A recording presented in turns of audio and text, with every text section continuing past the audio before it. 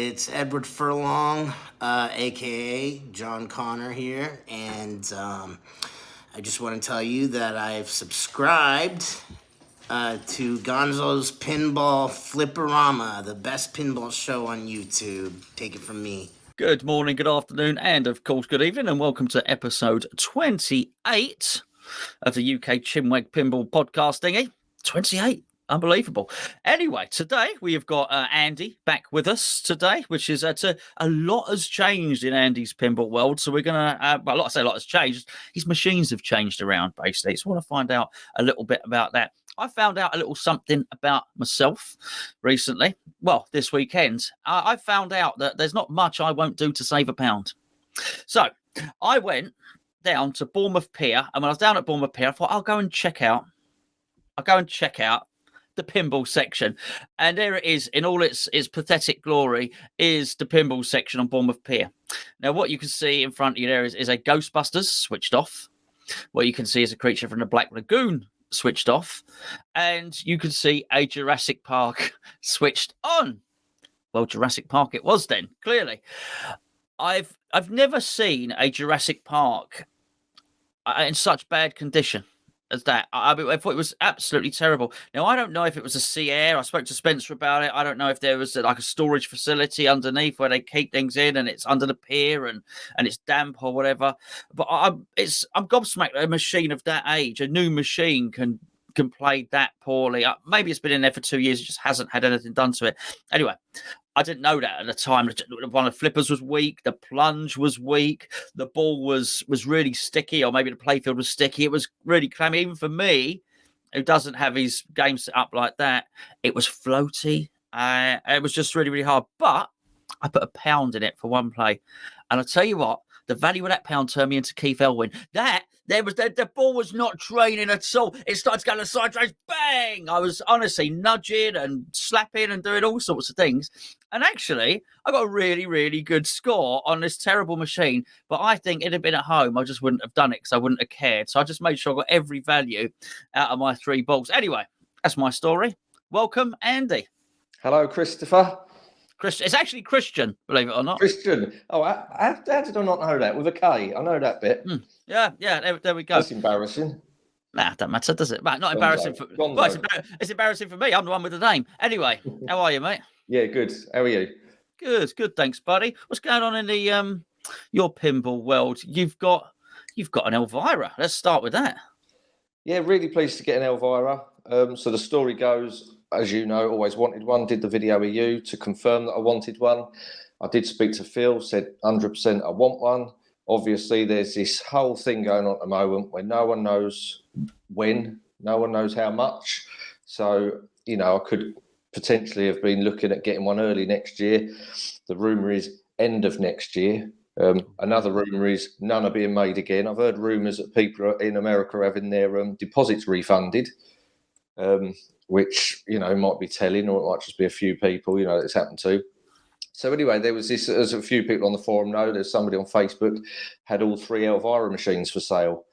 And a few people, including myself, had contacted him and he wanted over the odds for it, to be honest. But I persevered a little bit and just said to him, look, I don't know when they're going to be available, but they should be available next year for less than what you're asking with a 2-year warranty. You price them too high. And cut a long story short, eventually, I got to go around there and see them, and he's trying to sell all 3, the Scared Stiff and the Elvira and the Party Monsters.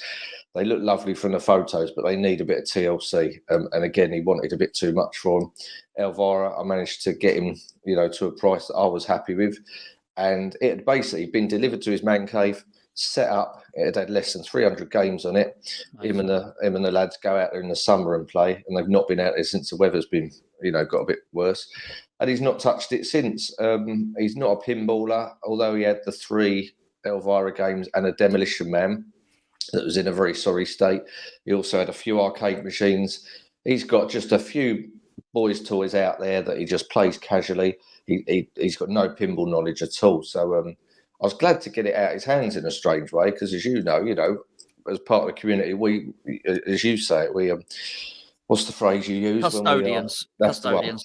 So, now it's in a nice warm house and it's going to be well looked after, whereas out there it would have no doubt just rotted away. So yeah, that's how I got one. And unfortunately, I let Phil down a bit. So the way I was thinking about it was, this might be my final chance to get hold of one.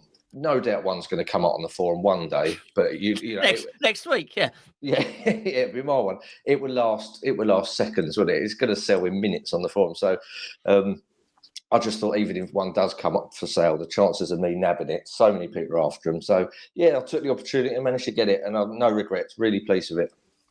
Well, funny enough, when we had Todd on, last month, whenever it was, end of November, or whatever, he said that he wasn't expecting any more. He was talking about the limited edition. He stayed speaking to us for quite a while after we stopped recording, and he said he wasn't particularly expecting any more. Now I think it was him that said, "Don't know, do we?" He said Dead. I think he actually might have said it when we were recording, that they might be running another Deadpool run in August, right? Because he couldn't remember it was. He would say, "Well, who's the guy in the red? The superhero in the red?"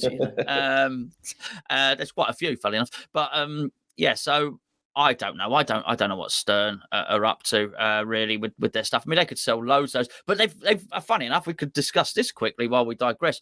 They've announced another release. So another pinball machine is coming out, and they've announced it. Well, this is the thing. I make these announcements, and then people are waiting on these pins. So are they ever going to materialise? Do you think you'll ever get Rush? Funnily enough, I've never listened to Canada, and the other day, just a link on Facebook, and he was talking about Rush, and I clicked on it, and I've heard numerous things about the bloke, about Canada, but he actually said something that's quite, I thought it was quite true. He said, for Rush fans, this is brilliant. If anyone's a Rush fan in the States or wherever you are in the world, you're absolutely brilliant. They'd be buzzing. So for anyone else, it's an easy pass, which made me laugh, that phrase, because he's obviously aware, as we all are, that even if it's a theme that doesn't really grab you, if you're in the mood for a new pin, you'll be tempted with anything. But he did say, being a rock pin and being a band that, people, a lot of people haven't even heard of, he used the phrase, it's an easy pass. And I know what he means. Like, I know if James Bond was announced now, I'd start panicking, because that's a theme that really interests me. And I think it's the reason I'm not going to get a Godzilla at the moment. I know I say this a lot, but I've got nothing to sell. But where it's a Rush pin, straight away, I think a lot of people go, oh, thank God. I haven't got to think about selling one. I haven't got to build a man cave and make more room. I've not got to do anything possible, to get that pin. Some people have just gone, it's an easy pass, I'll leave that one. Might turn out to be the best pin ever made now. You don't know. You don't know, do you? I mean, I think they have to pull something out of the hat when they do something like that. I think for a number of reasons. I think first one that you said, which is the theme, and I honestly, I couldn't tell you if the band are good, bad, or indifferent. When I first heard that Stern were bringing out a Rush pinball, I thought it was the film. I thought it was the James Hunt film. That's what I thought it was. It was a racing game. I didn't even know there was a band called Rush. So, that's how much on my radar something like that would be. And I think so. You've got that aspect. Plus, you've got the fact that Elwyn's stock is so high at the moment. Everyone wants to know what Elwyn's going to do next.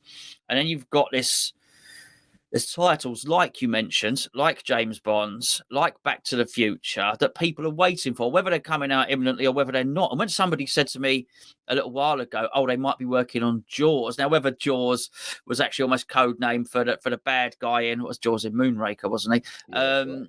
Whether it was something like that and actually not the shark at all, not the Spielberg film, I don't know. Oh, but the moment I heard Jaws, as I thought the Spielberg film, wow, I mean, you couldn't not have that pinball. Yeah, I completely agree. That'd be great. Have to. You'd have to. There's no grey area about what the toy's going to be in that, is it? Well, you say that, but yeah, you never know. But yeah, there's some really obvious ones in there, isn't there? There are. Yeah, I mean, when they, shooting the barrels and all, there's so much stuff. There's so much stuff on there to do. I didn't know that, and I hadn't heard that Canada had said that. But yeah, an easy pass is there. So I think with that in mind, everybody has all these other sparkly, shiny things that they can look at. They need to do something really special if they're going to do this. Unless you're a Rush fan. Apparently, they're sold out. Really? That again, I'll say apparently that's what he said on this Facebook video that I saw of him. But it was quite funny actually. Well, but I mean, funny enough, I mean, I was going to say you've got two of those pins there. Sometimes these machines come out and they're sort of caught up between. I hate to say everyone uses the word now. The hype of the of other pinball machines. Yeah. I think Black Knight and Elvira are two of them. They sort of fell between the margins of other releases. I think Stranger Things was one of the releases. I don't know. I might have it wrong. It feels that those pins came out around that time. It was Turtles, wasn't there? Turtles came out, and then Avengers came out quickly afterwards. So I feel they got lost, and then particularly in the case of Elvira, I feel that afterwards people turned around and said, "Hold on, this is a really good pin. Actually, this is actually the best out of the 3 or 4 that have just been released. This is the best one." And by that I think that's also combined with the fact there wasn't a pro, maybe as well. Maybe, yeah, maybe. So I do think these things can appear off the radar, and maybe you just get it. But then you might have a Led Zeppelin situation, which is, as I understand it, if you wanted a Led Zeppelin next week, you could get one because they're set around in warehouses and containers and things like that. They didn't sell as many as they thought, and that is a world. Sorry, my glasses are wonky. That is a well-renowned band. That's a very, very world-famous band. So, I think it's interesting, certainly. So you're happy with your lineup at the moment. What did you? Because you've also just behind you got Jurassic Park. I want to talk about that in a minute. So you've got in Elvira, you've got in Jurassic Park. What left? So the idea was there was three pins that I wanted. I'd made a decision that I've never regretted selling any of my pins, and I don't know where it came from, but for some reason the seed was planted about Jurassic Park. I wanted to play Jurassic Park again. When I had it, I liked it. I was getting stressed because I could never hit the right ramp when I needed to, and I found it repetitive. Now this wasn't years ago, but I've only been in a hobby a couple of years, so I didn't know the nuances of playing. I didn't move the machine. I didn't nudge the machine at all. I knew rules, but I didn't know how to use the rules to your advantage. So I know a lot more now. So I thought if I played a Jurassic Park now as a different player, I think I'd enjoy it more, get more out of it. So I made the decision that I wanted a Jurassic Park. I always wanted an Elvira, and after playing Godzilla, I wanted a Godzilla. So that means 3 had to go. So I've always said that Black Knight will be the next to go. And every time I get a new pin, Black Knight seems to survive the culling. It's not going anywhere again. It's bizarre how I just look at it. I moved it. I had to take the head box off to get it out of the garage, moved it into the lounge, put the head box back on to take all photos around it, sat on the sofa to list it on the forum, and I just looked up at it, looked down, and I couldn't do it. And I thought, I was sitting down low looking up at it like this and the artwork on the side. I've not seen a lot of the side of the artwork because it was in the garage next to another machine. I just thought, I can't let this go. It's in such good condition as well. And I'm not one mad for toys, but that Knight with his flail spinning it towards you, it's just not another toy like it for me. So I always said I was going to get rid of Black Knight, but as you can tell, that's never going to happen. Turtles I bought as an interim because that was the idea, was to buy that. It sort of helped Scott out. He needed to sell it quick, and always my intention to sell it for the exact price I paid for it, not make any money on it, nothing like that, which is what I've done. And then the other one was Stranger Things, which took a while to decide. The Stranger Things I really, really liked. You bought it new in box? New in box, bought the UV kit. Absolutely, great theme. But after a while, when the Demogorgon flap comes down, like when Sparky goes on Metallica, I still grin. It still makes me laugh. The little build-up, and he's electrocuted. When the flap goes down, you got to hit the Demogorgon. I started seeing it as an inconvenience. I was like, oh, I wasn't wowed by it. When you don't hit it, the ball bounces about. It's a great game. It's like everyone knows. It's like Attack from Mars. The left orbit. I just struggled so hard with that shot. I don't know why. Found that shot really hard. So I was saying that I'd still have long games on it. And this was the other thing. I'd turn it on. I'd have a long game, and then I'd turn it off. Now with the Elwyn games, lots of variety to them. I found with Stranger Things, it is literally either of the shots 3 times starter mode. Either of the shots 3 times starter mode. There's really only that way to go through it. The Demogorgon and the Demidog modes, they come naturally from doing that. There's no particular reason to go for those first. So it was, right, 3 shots, do the mode, 3 shots, do the mode. It was just to that formula. And you'd have to do that 3 times to hit all 12 modes, So I thought, and somebody on the forum that I was speaking to on Messenger, they said, Andy, it sounds like you love Black Knight. It sounds like you're falling out of love with Stranger Things. At the moment, you'll get good money for Stranger Things. You'll probably get your money back. So why don't you sell it, a year down the line? It might not be worth that. You don't know what's going to happen. And I thought, you know what? That's probably good advice. So my thinking was, if I can get an Elvira, let's sell Stranger Things, because that's going to get me the most money and therefore the least payout on top to pay for Elvira. And then for Godzilla, the intention was probably sell Black Knight or Turtles. And then for a Jurassic Park, sell the least one. So sell them in order of what, the value of the ones I want, try and match them as close as I can with the value of the ones I want to get. Anyway, it didn't happen like that. So the Jurassic Park came up for sale, and I advertised Turtles. No, sorry, the Jurassic Park came up for sale, and I decided to change the order of what I sold them in. Just go for the one that's going to get me the most money first, and the one that I'm going to miss the least. So sold Stranger Things, picked up Jurassic Park, and then Turtles sold, and put the money that I got from selling Stranger Things, because Jurassic Park wasn't as much, on top of the money I got from Turtles, and then didn't have to pay too much more to get Elvira. So it sort of worked out that way. Now the problem now is, again, I'm not going to get a Godzilla. I really wanted one.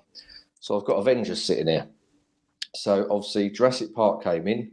I was playing that loads. Then Elvira, which I put in 400 games in the first week. So then I thought, I've not been playing Avengers. So then I go back to Avengers, turn it on, and I'm absolutely buzzing. I'm loving it. I thought there's two things. There's absolutely no need for another new pin at the moment. No matter how good Godzilla is, sure. I don't need it. I've got enough new pins to give you, and that's obviously how much I love Iron Maiden, Metallica, and Black Knight. So I thought, I don't need Godzilla, and I'm happy with what I've got. And again, that absolutely the only one to sell now is Black Knight, and that's not going anywhere. So at the moment, I'm stuck, stuck in a good way. I think it's nice to hear. And I've got a collection that I absolutely love. I really do love them. But then I've said this before.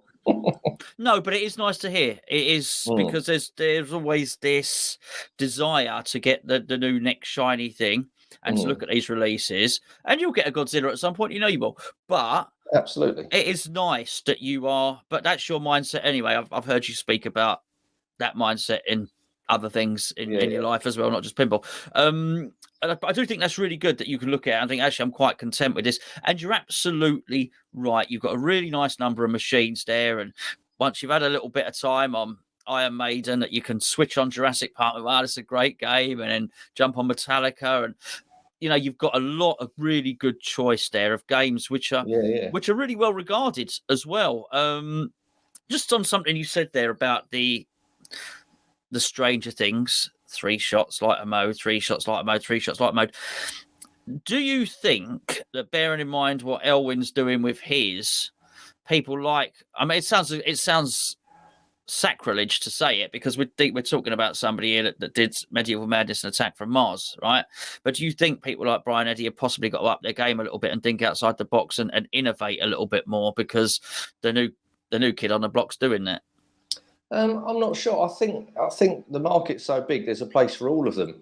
So although, Elwin seems, we all rave about Elwin, people love Stranger Things. I'm not saying Stranger Things isn't a bad game, and people love it.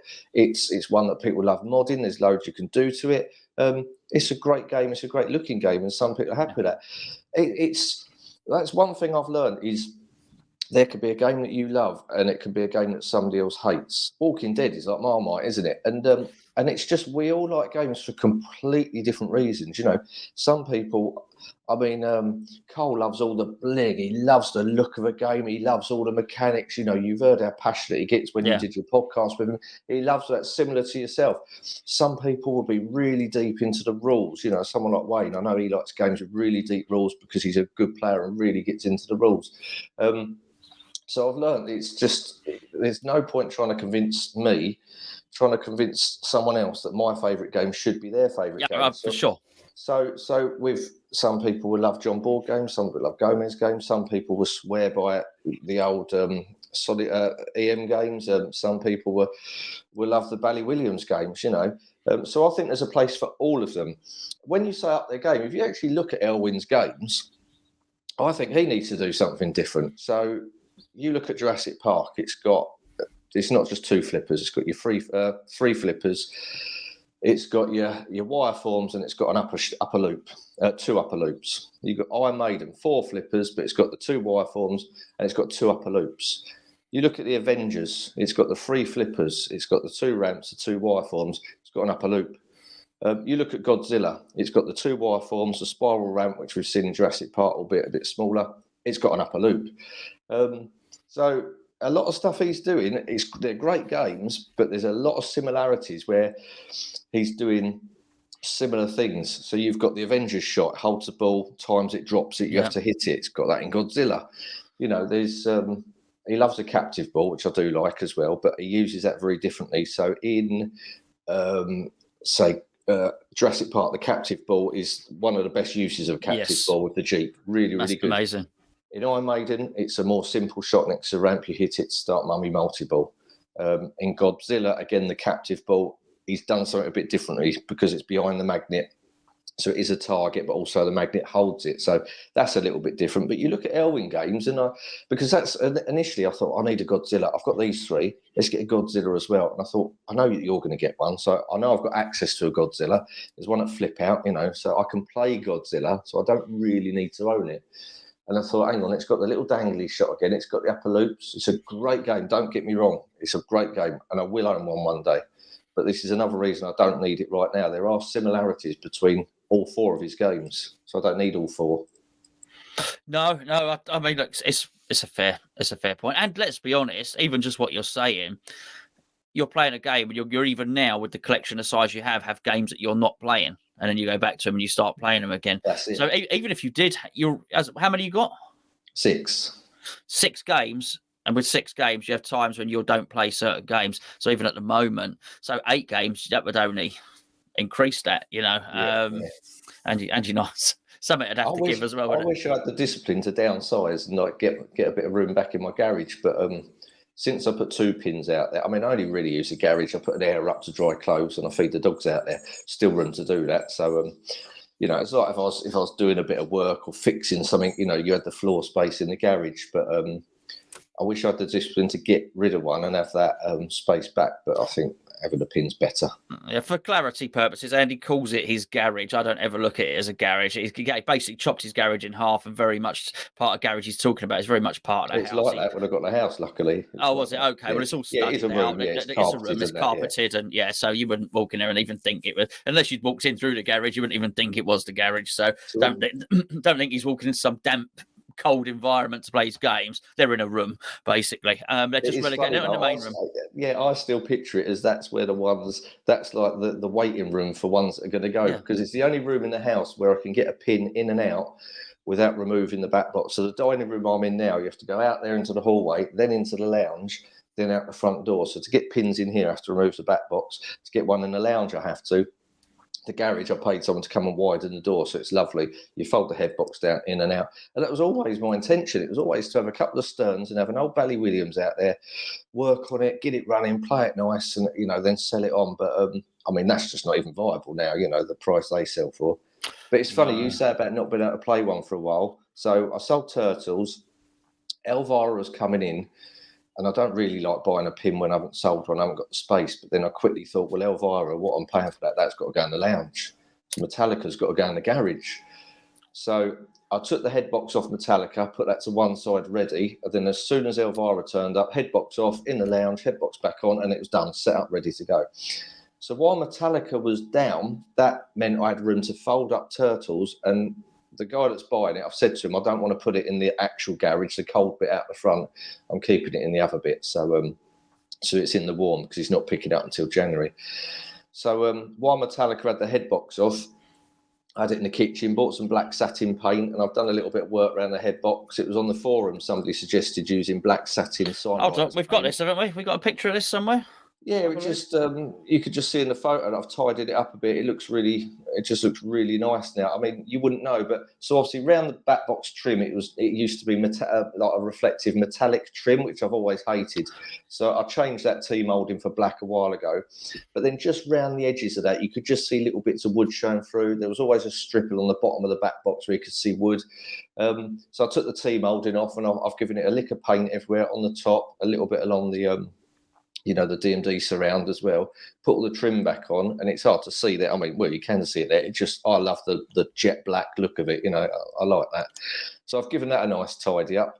And then it's funny what you say. Once I put the head box back on and put my mirror blades in, and it was like a new lease of life. Started playing it again. And it's one of the greatest games ever made. That absolutely love it. But it was quite nice being denied the opportunity of playing it for a bit while it was dismantled and while I was painting it. So then setting it up and going back to it, it was good to do that. Yeah, no, it looks good, mate. And I know you love that machine. And I was impressed. The first time I ever played that machine was at your house. So yeah, that mirror blade, I changed the mirror blades because I put a centimetre scratch in one of the mirror blades, and I was fuming with myself. So that's why I changed them. I thought I'm going to take, and that's why I took the playfield out. So I took the playfield out. Double-sided tape on the mirror blades, lined them up perfectly. When I put them on initially, I used the screws, and the front of the mirror blade was down while I put in the back screw. And then when I lifted the front up to line it up, the top hit there's like a support in the back box. So although I managed to wedge it in, they were always slightly bowing out as well. And that really bugged me. It was my mistake. So this time, playfield out, double-sided tape, lined them up perfectly, stuck them on, and they're flat as you can get now. And then the real reveal was lovely, pulling off the protective film off the mirror blades. And then, of course, the Pinball Universe protectors went over, put the playfield back in, turned it on, and then took them off. And I was like, right, now the glass is going on. So those mirror blades are completely flush, fitted perfectly, and there's not a scratch on them. And I'll leave that glass on now.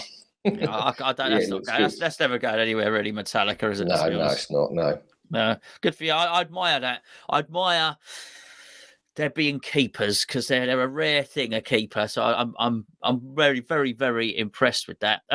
We've got a couple of pictures here you sent me of Elvira. Let me just pop them up, and you can tell me why you sent them to me, basically. Right. So what it was. So Elvira is. Again, I know there's a lot of buzz around Elvira still on the forum, and I know I appreciate some people might not be a bit interested, but one thing I like on games is the attention to detail. Now, Elvira, I've never known a machine for me that's needed so much dialing in. It's not been a nightmare, but it needs a lot of dialing, lots of little things, lots of things I've read about that hasn't happened yet, but I'm anticipating them just in case. So when I get a new pin, I read the whole thread on Pinside and on Pinfo just to get as much information about any potential issues that might come up.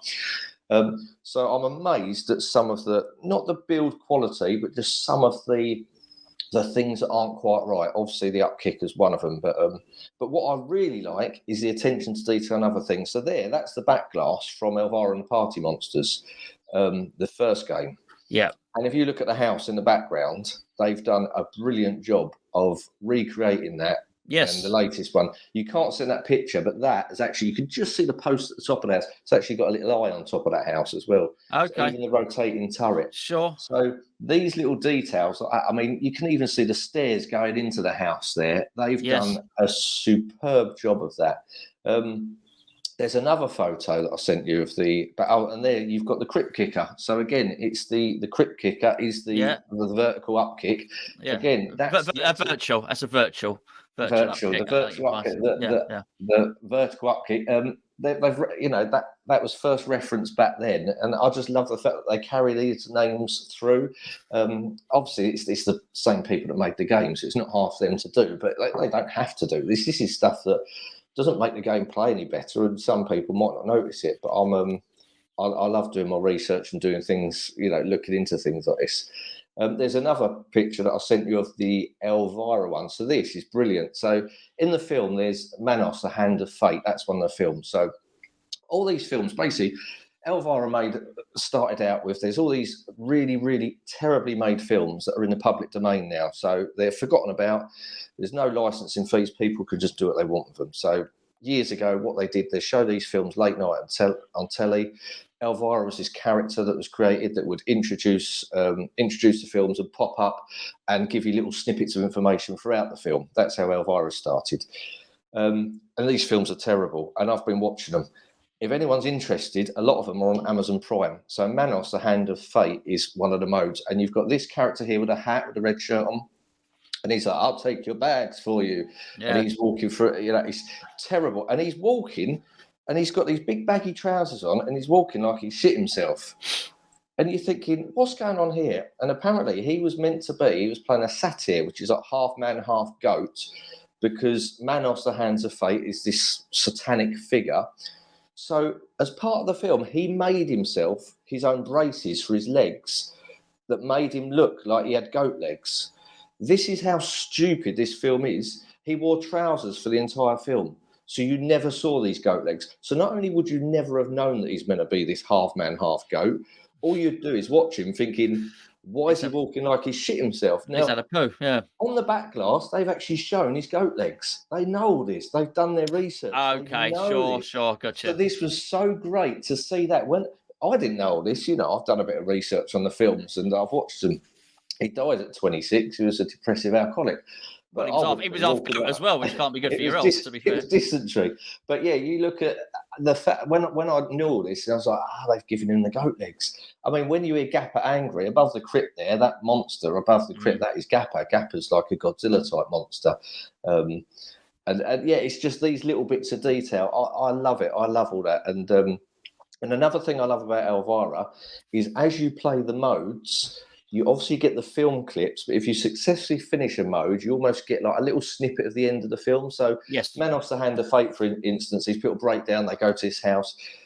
That's Torgo, I think his name is, and he's like, I keep the house for the master. I carry the bags for the master. That's it. Yeah, all that, yeah. And basically, the film ends up with these people getting killed. He gets killed, and the family gets killed. Spoiler! Other than the dad. But the dad's called Michael, I believe, and the film ends with another car breaking down. They turn up, and the dad that originally broke down comes to the house, and he says, I am Michael. I keep the house for the master. So he's obviously the master's new servant. And when you complete the mode in the game, you just get that little clip where he's standing by the front door. He goes, I am Michael. I keep the house for the master. And if you've seen the film, it's just a little smirk. And just one other one quickly is Werewolf, the Werewolf of Washington. I watched that, and it's so bad. It is brilliant. And it's just so good at the end of the clip. It's just, it sums up these films. It's just a little bit, it says, the president's going to be all right. He's just got a little bite on the neck. I just think that's brilliant. Like, were they ever going to, obviously they were going to follow up with a Dracula film, or was it just a little hint to Dracula? But these little, and that's even outside of Elvira, even though these films are terrible, this story arc that goes around in a circle, that's what makes them like appealing. They're clever little films sometimes. It's just they had no money, so they're not to be ignored. I've always had a passion for horror films anyway, and low budget ones. I've seen hundreds of them. And horrific music, Andy, may I say? I don't know what you're talking about. These are the Eddies. Remember you asked me why Rockpin had a robot in it? Yeah, I've explained. It's Eddie. You have. Just going back to your picture there. So you've got a lobster at the bottom. Now, when I was basically trying to buy every mod for Elvira, I was looking through, which I know you appreciated. I would do the same thing as you. I would go through the threads on Pinside. Yeah. And I can't remember. There's a thread on there. I think there's probably one for every machine. Show us your mods basically on the owners club or whatever the case may be. So Elvira owners club, show us your mods. So people are sticking the crypt thing in and all the usual stuff you would expect. And somebody, if you go back, has put a lobster in there. Now, is it in keeping with the theme? I guess it is, but it looks awful. I mean, it just looks, like how one of big those. Is it? It's like that. It's a big lobster. It's ridiculous. Like one of those generic plastic. Like if you were to go into a toy shop with the kids, and sometimes they've got like the generic dinosaurs. They're just plastic molded crap, right? Yeah. They might either cost you £3 or £4. It's one of those, but a lobster. One of it. It's a pink lobster, and I This and is it's this quite is funny. my thing with mods. You hit the nail on the head around Neil's when you said Andy hates mods unless they're his, and that's absolutely right. That person that did that obviously thinks it's great, but But they that's put it on there. ridiculous. They put it on, and they said, oh look, and I've done this, and what they wanted, obviously, It's and a, it's, a and it's. pat on the I get back. embarrassed with people. I get embarrassed with people because every other mod on there, because you get like a little green tick thing, don't you, on Yeah, inside? yeah. So there's ticks on it, and people saying, "Oh yeah, nice one, that looks really good." And on that one, it was just clearly everyone's polite, and no one wants to say, "Mate, that's shit," right? But it's a tumbleweed. Nothing. No one I'll said. bet. No one No. said anything. Everyone's looking at me. Oh my It's goodness, got to be a wind up, surely. get that out of your pinball machine. Yeah, And actually, too funny right. enough, on Elvira, there's these figures. And you'll have seen them. So obviously, I know, when you go and get a pinball machine, you go. I did it with Deadpool. Okay, what sort of small Marvel figures are there? Can I get Juggernaut? Can I get Wolverine? That Yeah, would be yeah. nice, better than the plastic cutout sort of thing.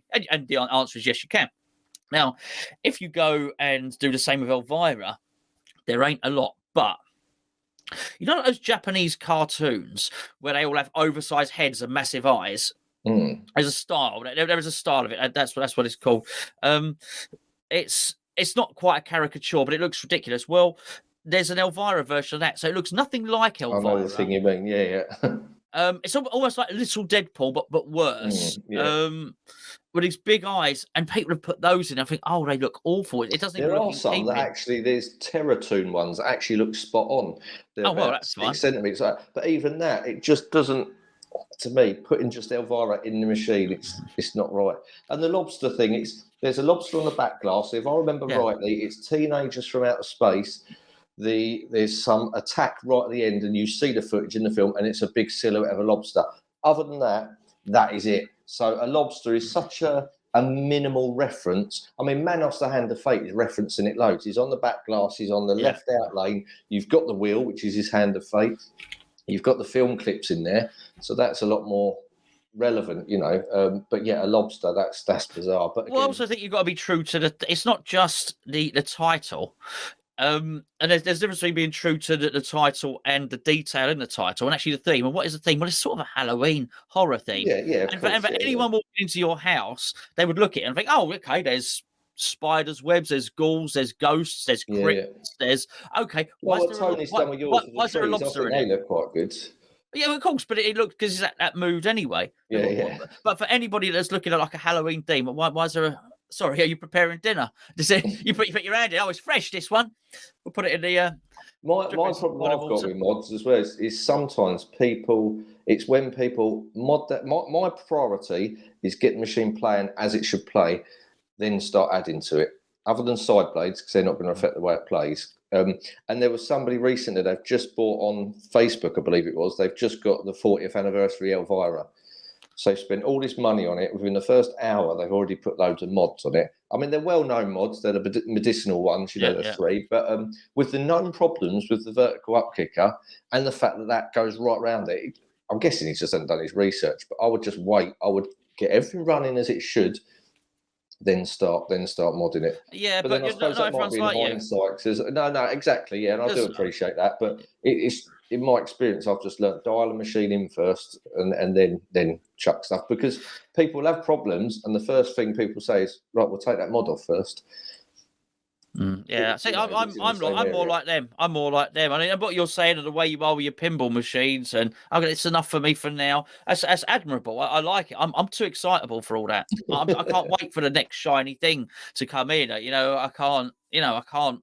I can't wait. Well, I explained this to David, actually. I sent him a message because he was asking about, he says he gets a roadshow, David. He was asking about how you sell stuff because he gets very attached to things. And I sent him a message explaining, I said, I used to be like that, and I used to be a massive film fan, and I had thousands of DVDs. And if I like to film, that's it, I've got to get the DVD, got to get the Blu-ray. And then for some reason, one day I just thought, if you really love something, other than your girlfriend, if you really love something, you don't need to own it. In fact, no, that sounds bad. You don't need to own your girlfriend. You carry on. No, so my point was, I had all these DVDs. I thought, I love that film, but I know it so well, I'm not going to watch it for the next 5 years. So I do not need to own it. So I love Godzilla. I say I don't need to own it. I don't need to own it yet. My point is, what I was trying to get to David, he's saying, eventually if he wanted a new pin, he'd have to sell one, but he feels attached. If you love a pinball machine, doesn't mean you've got to own it. If you've got access to one, that's a bonus, or just know that you can get it again, like Jurassic Park, sold it and I've got one back. You can get them again in the future. In fact, there's records, isn't there? There was a thread ages ago on the forum of, I think there was somebody that owned a Shadow something like 14 times. It's actually, phenomenal. Yeah, I'm not sure I could do 14, but I get Surely after a few, you just keep it. But if you could love something, but it doesn't mean you've got to have it in your house. No, well, talking about David, David's obviously getting Spencer's Theatre of Magic, and a couple of days ago, I went down and saw Spencer and helped him play one of the last games ever of Theatre of Magic. So, was he sad? Well, take a little look. So, my friend, it's going. The time has come, yes. How are you feeling about that? I'm torn, honestly. It is the right time for it to go because it's time for a change. I've had the machine for a long time now, probably coming up for 20 years, I should think, that sort of time, maybe 18 years. But yeah, it's going to a good home. We know David, he's a friendly, and we have the option to buy it back if he decides that he wants to sell it, which is always nice. Always a good thing to do is get the Always. buyback clause. Absolutely. The buyback clause. It happens in football quite a lot. It's in pristine condition. It is. I mean, this is part of it as well. I mean, it is in absolutely excellent condition at the moment. It's fully working. Everything is clean. It was freshly shopped by Keith at New Forest Pinball only about 9 months ago now. So and I've been maintaining it ever since. We've had a couple of bits and pieces. I've had a new transistor put in there. Something just happened though. Yeah, that was a new transistor. Basically, had a transistor lock on, which caused one of the coils on the pop bumpers to burn out. But again, it's a relatively minor thing. We've got new coil on there, and Keith's soldered a new transistor on there. So as is the case with these older Bally Williams machines, you just got to keep on maintaining them. They're elderly ladies now, and they need a little bit of care. I wanted a little bit of help. But a little bit of maintenance just in case. But yes, it's the right time. This it's quite, because I called you up a little while ago and almost said, "Don't do it, Spence." I know. You almost had a tear in your eye when you said it. Yeah, well, you and I have been playing this old girl for quite some time. That doesn't sound right, does it? Maybe that gets edited out. Maybe it doesn't. They might like. I know what this lot are like. They might like that. But it's a bit of history for us. It is. It's certainly history for the pair of us, because this was the machine that you realised that you could have at home. Well, not at my home, unfortunately. No, at my home. Yeah. But it's the first machine that you went round to somebody's house and played. It was. It absolutely was. Yeah. And we have spent many a night getting drunk playing this machine. Yeah. And I think even when I went away for a little while and you're looking after the house and the dogs for me. And the ducks and the chickens. And the ducks and the chickens. I think you played a fair bit of it then. Yeah, I did. It was really, really good. We couldn't get a holiday booked, and Spencer turned around and Spencer had a lovely house then. Sorry, just a joke. You're welcome. And Spencer said, "Well, you know what? I'm going away. You're going around to France, aren't you?" Yes, yeah. So if you want to come and sort of house sit and you feed the chickens and the ducks, don't feed the chickens to the ducks. Don't do that. Or the ducks to the dogs or anything else, no. And bless him. So, me and my family descended upon Spencer's house. We had a really nice holiday, which was punctuated by an awful lot of pinball playing. But I'm really quite surprised, actually, how readily you're letting it go after all this time. It's been on my radar for a little while. I've known it's coming. I sort of mentally prepared myself, and I think part of that was getting it shot by Keith to make sure that it was in absolutely tip-top condition when it went, because there's no point selling a machine that needs a load of work doing to it. I don't think that's really fair to anyone. So I kind of got myself round the mental anguish of getting rid of a machine that I've had for 20 years. But it is time to move it on. I've got Cactus Canyon coming, which will soften the blow. I've got Star Trek out in the garage that needs to come in here. As soon as this one's out of here, Star Trek comes in. It's not like I haven't got a pinball machine. Where does Cactus go? Cactus is coming in here as well. It's right where you are there. Yeah. I've got permission from the management. Yes. She said that that's okay. Yeah. So the world's a happy place. Yeah, that's great. That's great. Yeah. Well, mate, listen, it's looking lovely. I just wanted to, do this on the Chinwag, just to have this on there. And obviously, we're about to do a video. We're just about to record a video in a second where we're going to do some gameplay, hopefully a little bit of tutorial, and have a really good in-depth look. Yeah. I mean, the main thing I will say about this is just for Andy. The glass is off at the moment. We're going to cheat our way to the highest score you've ever seen. Then we'll clickbait the title. What's a good score on theatre? Oh, I reckon 9 billion. 15 billion. Theatre, mate. You've got to give it a full Sunday sport. Oh, yeah. Theatre Magic found on Mars, yeah. Absolutely. Yeah. Elvis found alive and playing Theatre Magic. All this stuff will be the headlines. I mean, it's a fantastic game, and we just wonder if Chicago Gaming Company will do. I think they will. I think there's a good chance that they will do a remake of this at some point. I'd be in for one if they did. Well, I think I might be racing you to it. I don't know. We'll see. They might produce more than one. You never know. Do you think they might? Well, that's Chicago Gaming Company. Stern obviously would produce far more than one. Old Barry Stern, he can't help himself. He can't carry old Larry Stern. He kicks him out, mate. He kicks him out, I'd say that. Anyway, right, Spence, let's get him record our video. There you go, that's Spencer. And there will be another video up, which will be myself and Spencer sort of doing a tutorial.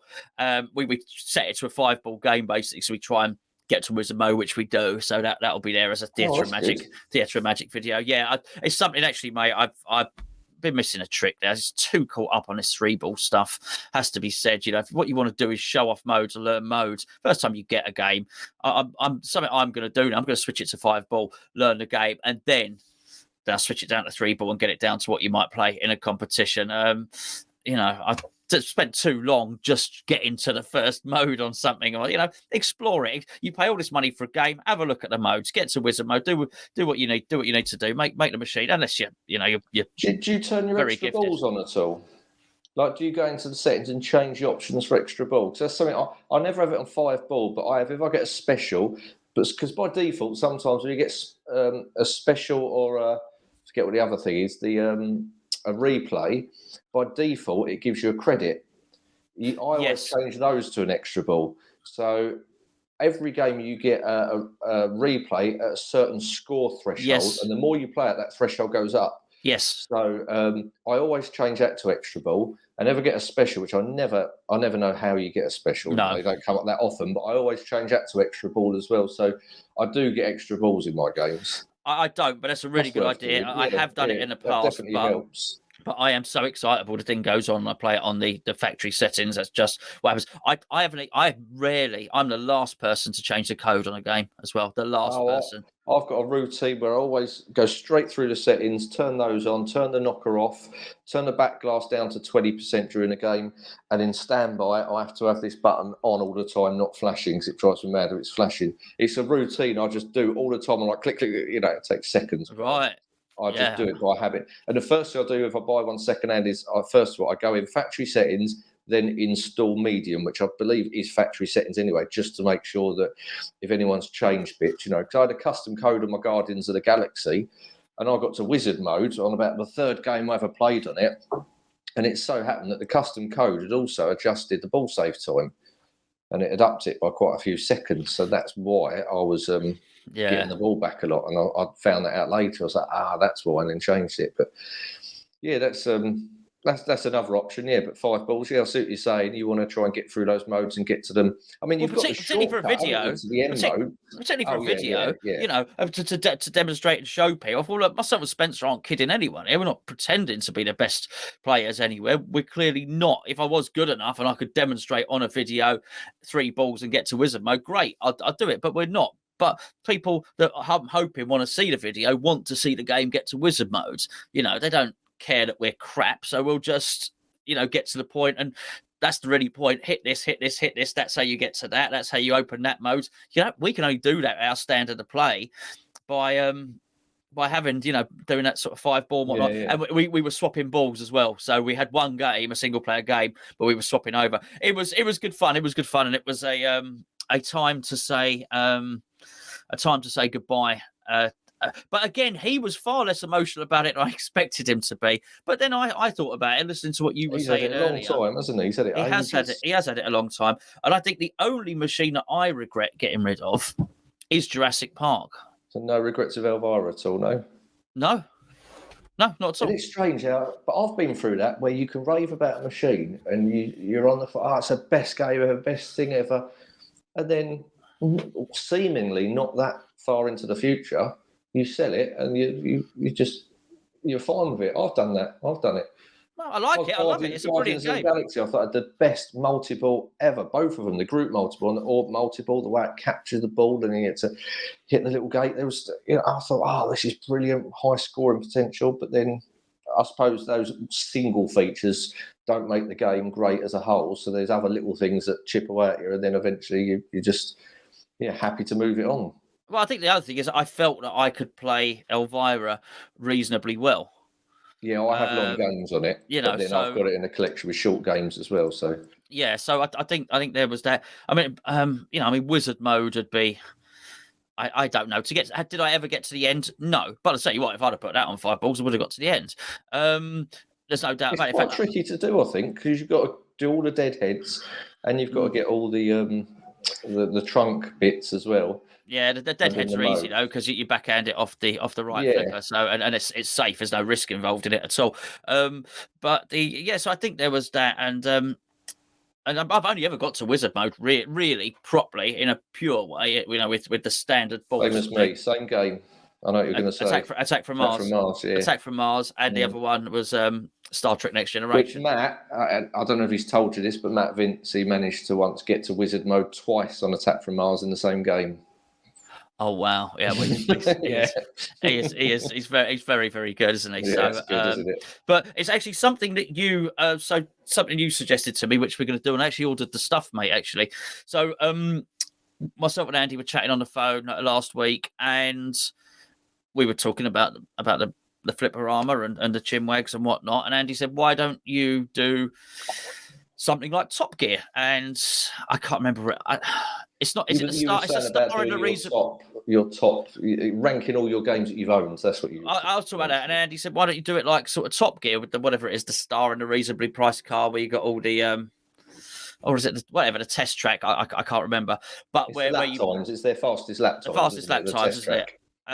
So this is a feature we're going to be bringing on now. The only criteria is, so it's a real poor man's version of the Pinside Top 100, and it has to be, the only rule is, and I'm going to rank, it might be a bit controversial, I'm going to rank machines in order of their excellence, and I haven't quite worked out the criteria yet. It won't be that scientific. It's going to be very much about feel and how much I've enjoyed it and whatnot. But the only rule is the machine has to have lived here. That's it, because I just don't think it's fair to go and play a machine on location and then rate it. So I need to have played some games, at least understood the game. And but yeah, I've got the stuff like the labels that you write it on, and that I ordered it on Amazon. Funny. It's meant to be coming today. So that'll be a feature that will be cool. Well, it was your idea, so. Of course, it's a good idea, Andy. Yeah, so sort of looking forward to doing that. But I think already, when I think if you do those live, that'd be beneficial, because you'll have people shout at the screens. You'll be like this. You'll have Lord of the Rings here, and you'll have Iron Maiden in your hand, and you'll be putting it on the floor. I haven't. It can't be in. It can't be in. It hasn't lived in the house. Iron Maiden can't be in there. No, it can't be in there because it's not fair. And if I don't do it, then it's everybody else's list. So this trick now is, if I want Iron Maiden on that list, I've got to lend you Iron Maiden. I'll see where you're going with this. That's right. Everyone lends me games.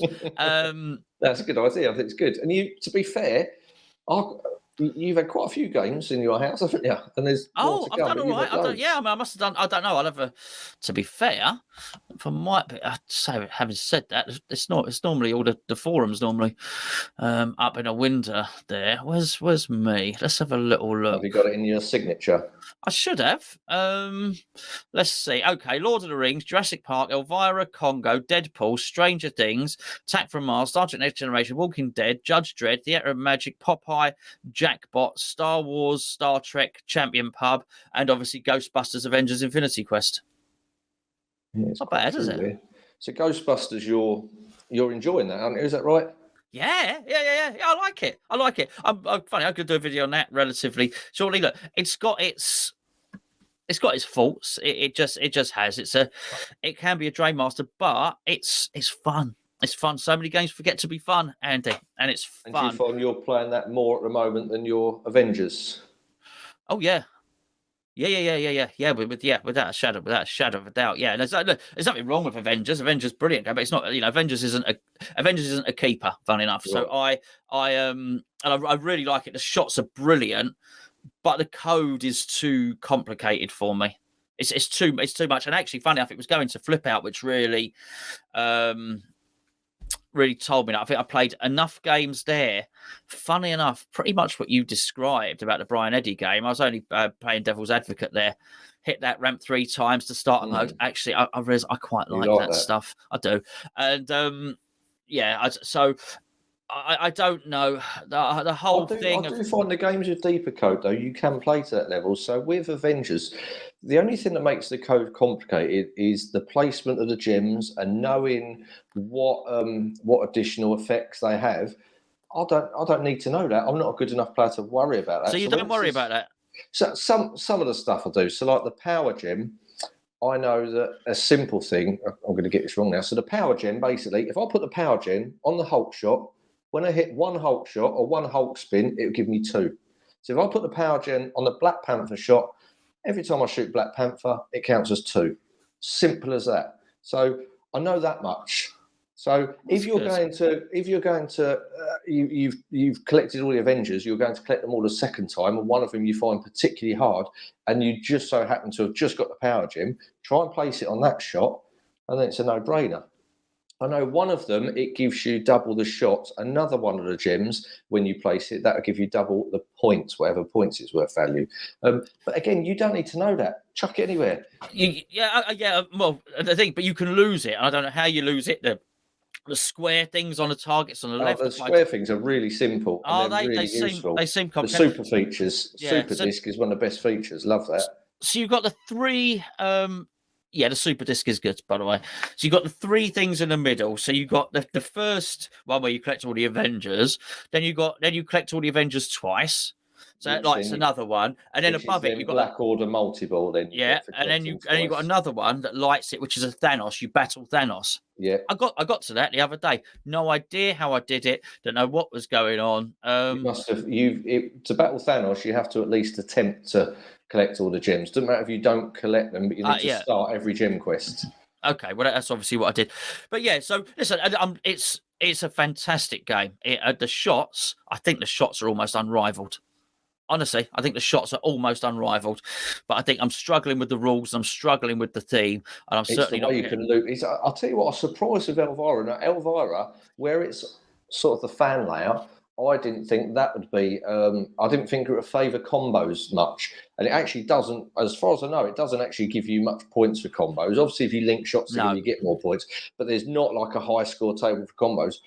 But wow, some of the flow I can get going on that, where you're hitting 8, 9, 10 shots in a row, and that's like Avengers. Wonderful. Avengers is good for that. My favourite one on Avengers is if you've I go. Hang on, let me get this right. So you go the centre ramp, then it's right behind me, isn't it? Centre ramp, then the Black Panther ramp, then hang on, no, I'm getting this wrong. Where's the centre ramp feed? No, it's in the middle, and then the Hulk ramp. And then, forget it. I've forgotten it. There's a combo that I love that I do all the time. I can't remember it. No, you can't remember it because it's complicated. Black Panther, you can keep doing again and again. But like you say, it's got so much flow, and you can link shots together. Yeah, I think, I think the final, the nail in the coffin was, even as crap as it was playing at Jurassic Park, at the pier, as bad condition as it was in. I knew what I was doing more, and it was, excuse me. It just seemed very obvious what I should be doing. And I just realised, actually, and there's not a lot in it, excuse me, I do prefer Jurassic Park. You're getting choked up about it, aren't you? You're getting emotional. I understand it. Your love of dinosaurs your love of dinosaurs is overwhelming sometimes. I have to cut that out. No, don't. It's brilliant. Fucking hell. Anyway, it's not brilliant. Bob, watch Fast Show. I have seen the Fast Show, yeah. Yeah, Bob Fleming. I went on Bob Fleming there.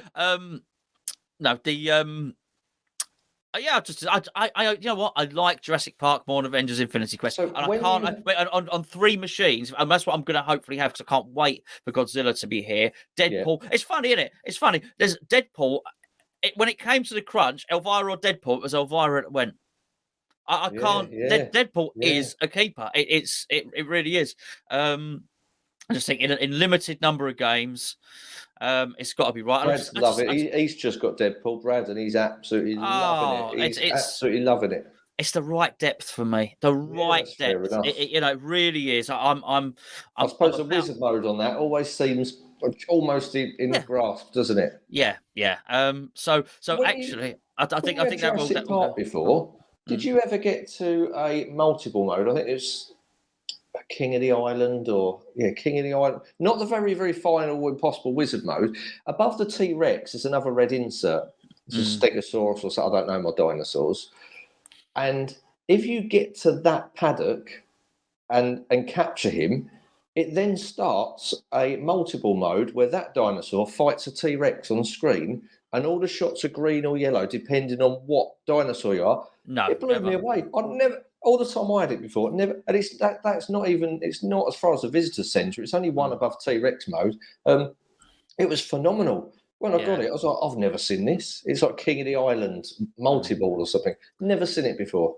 Yeah, I mean, you're a better player now. That's the thing. That's the whole point. When you had it the first time, and I'm a better player now. The last time I had Jurassic Park, so yeah, I mean, it's sort of my goal to get it back really, and yeah. But it's great. Listen, that's absolutely great, and the sounds because that's got all the speakers, the LE sound kit in it, and all the rest of it. I mean, it's beautiful machine, and I just find myself hitting shots on it because the shots are fun, rather than oh wow, there's such flow on it. It's all it's wonderful. It's absolutely wonderful. But rather than actually feel like I'm progressing through anything. No, but well, listen, not Godzilla. Ghostbusters isn't mine, so it's not a keeper anyway. But I'm borrowing it for a little while, and actually, I really like that. That's great, and it'll be right. I mean, to be fair, I think that wouldn't last anyway. And actually, for me, it's going to be a real. It's like you're in that lovely position now of those machines having a load of keepers there. I'm still on that quest at the moment. I've only really found one, and it's Deadpool. So yeah, but at least that's one that you are in love with. I think by the sounds of it, Godzilla's going to be one that you're going to keep for a while. Yeah, well, I hope so. It's I'm very, very, very excited about that actually. So, but it's what Flip Out taught me. There's so many different things to play. There's so many. It's great. You've got to get down. I'll tell you the really good thing about Flip Out on a Thursday night is the league night. And for anyone that's thinking of going, I've spoken to people before and said you need to get to Neil's, you need to get to Flip Out. I'm not interested in the competitive side. For anyone that doesn't know, Flip Out on a Thursday night, you turn up. You pay a tenner to get in. The host will give you a bit of paper with 10 machines on. At your own leisure, without anybody watching or any pressure, you go and play those 10 machines throughout the night, and your first score that you get on your 3 balls, or some of the machines are set to 5 balls, the old ones, but your first score, you write that down, somebody will countersign it. So there's a guy on the forum called CNC, Conrad. When we went, I met Brad there one day. Conrad had turned up. He was on his own. We said, play with us. We did all 10 machines, me, Brad and Conrad. Went around and did them together. Oh, sorry, Den. So I forget Den there. Den was there as well. Sorry, Den. Wolfgang. He was there as well. If you don't want to, so you can pair up with someone. You can arrange on the forum to meet someone. If anyone's a bit shy or something, I'll meet them there. It wouldn't be a problem, but you wouldn't. The hosts are all brilliant. They're all fantastic guys there. You basically play the machines at your leisure, write down your score, get someone to countersign it. And then you hand that slip in at the end, and then on Facebook, on the forum, and even there on the night on a big screen, you can see where you place. So my sister came along. My sister lives in Edinburgh. She visited. I dragged her down there. She was like, I don't know how to play pinball. I'm embarrassed. I've got a photo of her where she beat me on Roadshow. And she's standing next to the machine with a big grin on her face, pointing at it because she was absolutely buzzing. So it's a really good thing to do from a social aspect, and as Gonzo's saying, to play other machines. But also, what really interests me, and I saw on your tour of Flip Out, it forces you to play some of the machines I've never dreamed of playing, the old electromechanical ones. Yeah. And you know what? Some of them are all right. They're really, I find they're quite calming to play because the pace of them is so leisurely, isn't it? And your hands are this far apart on some of them as well. But they're a completely different beast. And you spot a spinner and you think, right, I'm going to whack that. And I know one of them, I set a massive score. It was really good. I got a high score on that for the night, and that was enough for me. I was happy. I'm always in the bottom quarter somewhere. I'm fine with that. But it's really good, as you're saying, going to Flip Out, you play machines that you've always thought you wanted to play, and finally you get a chance. And sometimes they're all you imagined, and sometimes they're not. And you can just, for the sake of a tenner, you can just play any machine that you'd never even consider, and you find newer. Like I'd never consider. Is Tommy a Data East one? Is it? Yeah. Yeah. I don't know why Data East is. I'd never own a Data East machine, but like you, Tommy, what a game! Absolutely love it. Fantastic. That and GoldenEye are the two that I always go and play. Love them.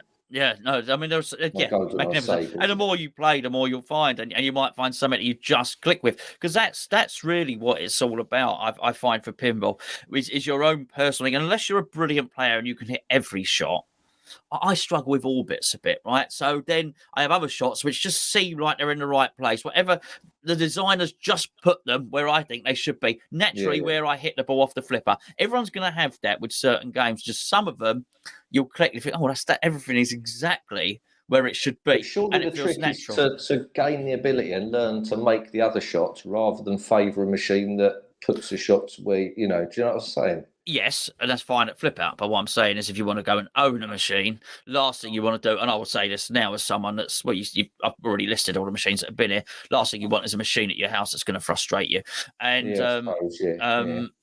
because it is horrible. You want a machine that you can play, and I do want to get to the end of games. I've realised that's quite an important thing for me as well. I do like it, and I think if you. Just hitting shots is nice, but if you are going to buy into the concept and buy into the game and the journey of that game and whatever it is or whatever, that's a really good. That's a massive difference. Again, as what I was saying at the start of this is, it's how you can't convince your favourite game is somebody else's favourite game, and everyone likes them for different reasons. That's another take on it. If your sole aim is you really want to see the wizard modes, that totally changes the order of what games you should go for. Yeah, that's again one John. He always said he wants to beat them. There's David who was teaching me the rules of Led Zeppelin at Flip Out. He said all his life, with computer games, with pinball, always wants to get to the end. So that totally changes. I get what you're saying. Attack from Mars is a great example. Is a great example. I could talk about. That's not an easy wizard mode to get to be fair, I don't think. It's not. I've done that. It's not, and I could talk about, and I will when I start. Because what I'm going to do is when I first do the like the Top Gear thing, I'm going to start with 3 machines. I'm going to do them all at once, and then after that it will be one at a time. Because I think you've got to get 3 things on the board to start with at least. Up there, and I will talk at length in that about Attack from Mars, but Attack from Mars is an absolute genius game for so many reasons. I've never seen anything quite like it that's designed to, as I say, whatever the currency would have been at the time, but at the time, to take the 50 pence from your pocket, and put it in there as just whatever it is, it falls between the margins of making you feel like you can achieve. It gives you just enough confidence, and it's so obvious and it's so believable, coupled with the fun and then the frustration of losing the ball. However, you think, you know what? I reckon I'll put 50 pence in that again. I reckon I'm getting that next time, and that's a hell of a thing. And it's deep. And the call outs on that, it's just like you say. It's just genius. Game. It grabs you, and okay, you know what? I'll put another one in there. And I know what they say. I know there's a lot of things that do. And I spoke to Matt about it. A lot of things on location, but I also know there's other games which I think if I put some money in. And I looked at it, I've got nowhere there. I haven't particularly enjoyed it. And I don't feel that I'm going to. Well, number one, I don't feel I'm going to know what I'm going to do. I know what you say, look at the card and all the rest of it. But it's so obvious on Attack from Mars. Oh, right. The flying saucers are attacking the Earth. Okay. The aliens are jumping up and down. Right, we'll get them and then we'll smash the flying saucer. It's so obvious. And it says on it, Paris, New York, Berlin. Oh, okay. Oh, I've got to get all of those. They literally light up as a chunk in the middle of the playfield. It's bloody genius. It's simplistic genius. It's not number one in the Flipperama charts. That being said, it's up there though. I'm guessing is that one that you'd ever Yeah. So you owned it, but you owned it for quite a brief period, didn't you? Yeah, but it needed work, mate. And Ever consider a remake at all? massively. Yeah. It'd be a massive consideration. Yeah. Yeah. That's one again for me that I never want to own again, but I like to play it. So when we went to the pinball office, Chris's club, which was absolutely fantastic. Again, if anyone's considering going there, just been saying it to lots of people recently with lockdown and that, and just people's attitudes to life in general. People need to say yes a lot more. If you're thinking of going to flip out, just go. Don't. Yeah. I don't want to bring it down. Right. So recently there was a school teacher locally, and he went out on his works trip. And his works night out, as a friend of mine round the corner went to pick his girlfriend up, school teacher friend, and offered him a lift home, and he declined. And the lad walked home, 28, and got hit by a car. He's dead. You know, Andy, crikey. So my point is, that could happen to anyone. This is my point. You get people that, like I said to my sister, I said, did he die? Yeah, he passed away. Yeah, 2:30 in the morning. He was left in the road for 30 minutes. Yeah. And yeah, that's what I mean. Sorry to bring this up, but my point is, and I've spoken to you about stuff like this before. If you're thinking of doing something, do it. If you want to, if you're thinking, oh, I haven't got space, I'd love a pinball machine. My wife, for that matter, I haven't got space. Just make it happen. Just do it. If you're thinking of going to flip out and you're a little bit shy, don't worry about it. Just go. Everyone there's lovely. If you want to go to Chris's club, the pinball office, just go. There's people that have thought about coming on doing this Chinwag that are a bit shy. Oh, hello. Just say. Say yes. Just say yes to things, and because life's too short. You never know what's going to happen. So I'm not saying like cash in all your assets. Go to Vegas and put it all on black, but just do things. Red. He's saying red. Go put it all on red. He's saying odd. But yeah, no, I've had a few conversations with people about that. My sister was thinking about buying a big cabin for a garden. Not for pinballs, unfortunately, but for a shed and that. And she's got the money. Selfish. I said, what are you thinking about it for? Just do it.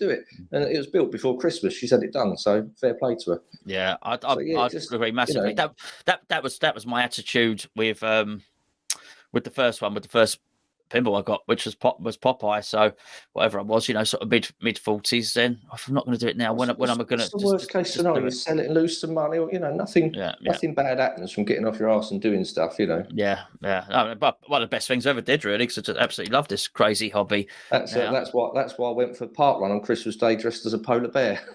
Did you? Maybe you shouldn't say yes to everything. No. Maybe you should have sent me that picture before we did this podcast. It's on the forum. Was it? Oh, right. Okay. Well, I'll have a look. Anyway, mate. Right. Listen, I'm going to skedaddle. I've got to go to Camberley and buy my daughter some shoes. She keeps growing, which again is weird, isn't it? They do that though. Yeah. So before school starts again. Listen, mate. Thanks for joining me. Yeah. No worries. Always. Been a really, really nice chat, ladies and gentlemen. That is Andy. Stay there, my friend. Right. Once again, another Chinwag. Listen, let me know if you want to come on for the next one. We're trying to upload every Tuesday. I've got quite a few lined up, actually. But for the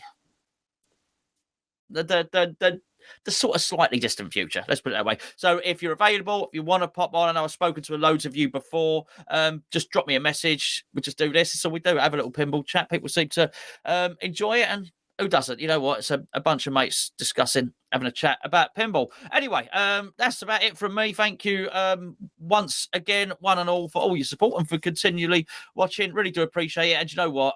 Everyone involved is all thoroughly enjoying doing this Chinwag Flipperama load of old nonsense. Anyway, I want to wish everybody a very, very happy New Year.